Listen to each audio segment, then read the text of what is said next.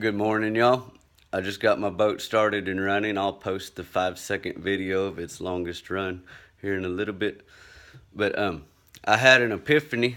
I do a lot of thinking here by myself. And what happened was sometimes I'm wrong.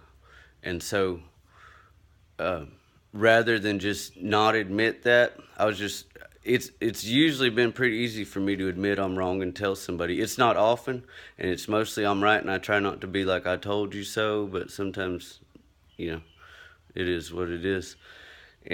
But I can admit when I'm wrong. I'm more apt and likely to do that, and I will. And so the epiphany was, you know what? I gained from that in that I affirmed them that they were correct, and I also, by admitting I'm wrong, boost their confidence in my ability to tell the truth and be real with myself and others. And that was my epiphany of a morning. Happy Wednesday, y'all. Hump day. That just reminded me of Milton Alexander. He's my 86-year-old friend.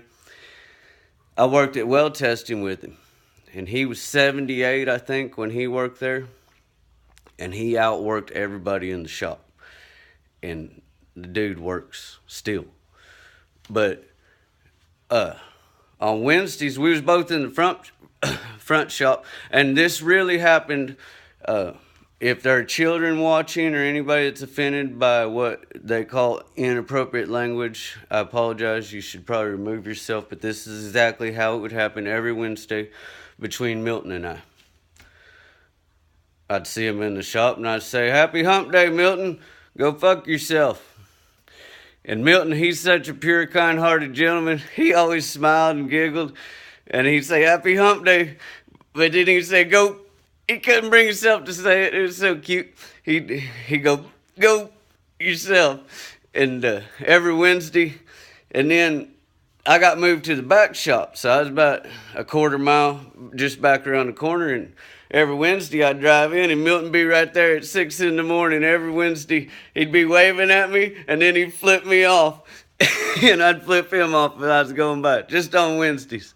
Other than that, we never had flipped each other off. He's always been a great friend to me and has rescued me. And there'll be another story about the rescue. It involves some drinking and some driving and a cop that was very, very nice because I hit him with some truth. And I'll tell you right now, it won't take but a minute. It was a Friday payday. Me and some buddies were at Twin Peaks looking at mountains and stuff, scenery, and drinking. And then I was driving back to Monaghan's, and I was drunk, like not buzzed. I was drunk.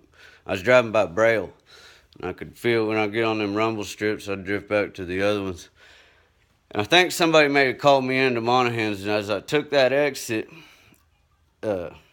this cop, not far after that exit, the first one, Business 80, he wanted to talk with me, so I pulled over and he said, "Have you been drinking?" I said, "Yes, sir, I have." And I think, as Milton said it, he said, "You knocked him out with the truth," because what he did, he said, "You got anybody you can call?" And I called my neighbor, and it was the Pecos Rodeo weekend, and he was coming back from Pecos, and he had been drinking. He quit now, and I have too, but we used to kind of could drink. So he wasn't in shape to pick me up and couldn't. And that cop said, "You got anybody else you can call?" And so I called Milton. It was 10:30 at night. And Milton, he goes, whenever Milton answers my phone call, he goes, "What's up, dude?" He's 86 years old and hip. And so he goes, "What's up, dude?" And I said, "Milton, I need your help. I'm about a half mile from your house." And he come down there and rescued me in the night, saved me a DWI. I didn't learn a lesson. I'm trying to learn it now. I'm getting long with this video, but it was rich. Y'all have a good Wednesday. All right, then.